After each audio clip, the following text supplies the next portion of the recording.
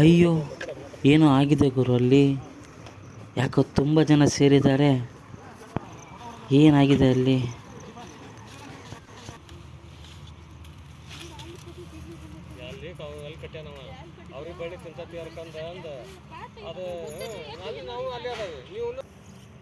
ಸಾಕಿದ ಆಕಳು ಸತ್ತು ಹೋಗಿದೆ ಗುರು ಇಲ್ಲಿ. ರೈತರು ಹೊಲದಲ್ಲಿ ಅವರೇ ಬೆಳೆಯನ್ನು ಹಾಕಿದ್ದಾರೆ.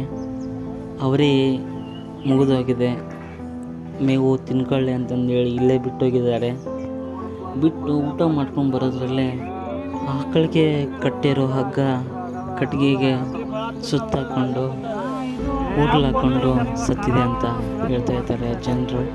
ಇನ್ನು 15-20 ದಿನಗಳಲ್ಲಿ ಕರು ಹಾಕೋ ಪರಿಸ್ಥಿತಿಯಲ್ಲಿತ್ತು ಅಂತ ರೈತರು ಹೇಳ್ತಾ ಇದ್ದಾರೆ.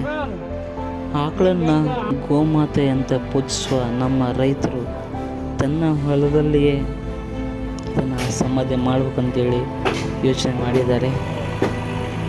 ಕಟ್ಟೊಬ್ಬರಿಗೆ ಕೊಡುವಂಥ ಕೆಟ್ಟ ಮನಸ್ಸು ನಮ್ಮ ರೈತರದಲ್ಲ. JCB ಬಂದು ಇವಾಗ ಸಮಾಧಿ ಮಾಡಲಿಕ್ಕೆ ಗುಂಡಿಯನ್ನು ತೋಡ್ತಾ ಇದೆ. ಆಕಳು ಸಾಯೋದಕ್ಕೇನಪ್ಪ ಕಾರಣ ಅಂದರೆ ಅದು ಅವರಿ ಗಿಡಕ್ಕೆ ಕಟ್ಟಿರೋ ಹಗ್ಗ ಕಟ್ಟಿಗೆಗೆ ಸುತ್ತಾಕೊಂಡು ಕಾಲಿಗೆ ಹಗ್ಗ ಸಿಕ್ಕೊಂಡ್ಬಿಟ್ಟಿದೆ. ಅದನ್ನು ಬಿಡಿಸ್ಕೊಂಡು ಬರೋಕ್ಕಾಗದೇ ಇರೋ ಪರಿಸ್ಥಿತಿಯಲ್ಲಿ ಆಕಳು ನೆಲಕ್ಕೆ ಬಿದ್ದುಬಿಟ್ಟಿದೆ. ಹೊಟ್ಟೆಯಲ್ಲಿ ಕರು ಇರೋದ್ರಿಂದ ಬಿದ್ದಿರೋ ರಭಸಕ್ಕೆ ಆ ಕ್ಷಣ ಆಕಳು ಸತ್ತುಬಿಟ್ಟಿದೆ. ಪಾಪ ಗುರು ಆಕಳು.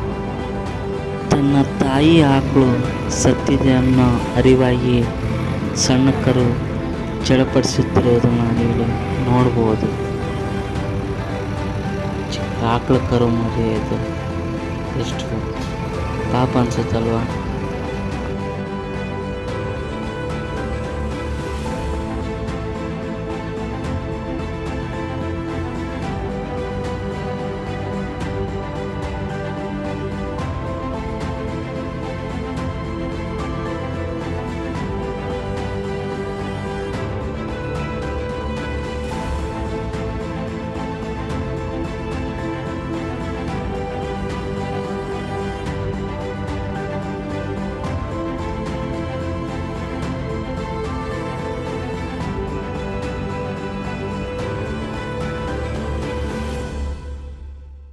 ನೋಡಿದ್ರಲ್ಲ, ಸತ್ತಿರುವ ಆಕಳನ್ನ JCB ಮೂಲಕ ಗುಂಡಿ ಒಳಗೆ ಇಳಿಸಿ ನೋಡ್ಬೋದು. ಇವಾಗ ಪೂಜೆ ಮಾಡ್ತಾ ಇದ್ದಾರೆ.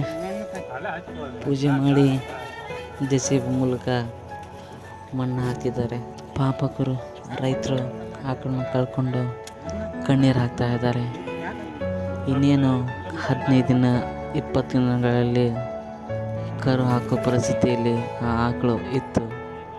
ಇಷ್ಟು ದಿನ ಆ ಆಕಳನ್ನು ಸಾಕಿ ಸಲಹಿ ಆ ಆಕಳಿಂದ ಹಾಲು ಮೊಸರು ಅಂತ 2 ಹೊತ್ತು ಊಟ ಮಾಡಿದ ರೈತರು ಆ ಆಕಳನ್ನ ನೆನೆದು ಮಣ್ಣು ಹಾಕ್ತಿರುವ ಈ ದೃಶ್ಯ ಮನಸ್ಸಿಗೆ ತುಂಬ ಬೇಜಾರುಂಟು ಮಾಡುತ್ತೆ. ಅನಿವಾರ್ಯ, ಅಚಾತುರ್ಯ, ಏನು ಮಾಡೋಕ್ಕಾಗೋದಿಲ್ಲ. ಹುಟ್ಟು ಉಚಿತ, ಸಾವು ಖಚಿತ ಅನ್ನೋದನ್ನು ನೆನಪಲ್ಲಿ ಇಟ್ಕೊಂಡು ಮುಂದೆ ಆಗೋ ಕೆಲಸಗಳನ್ನ ನೋಡ್ಕೊಂಡು ಹೋಗಬೇಕಾಗಿರುತ್ತೆ ಅಷ್ಟೇ.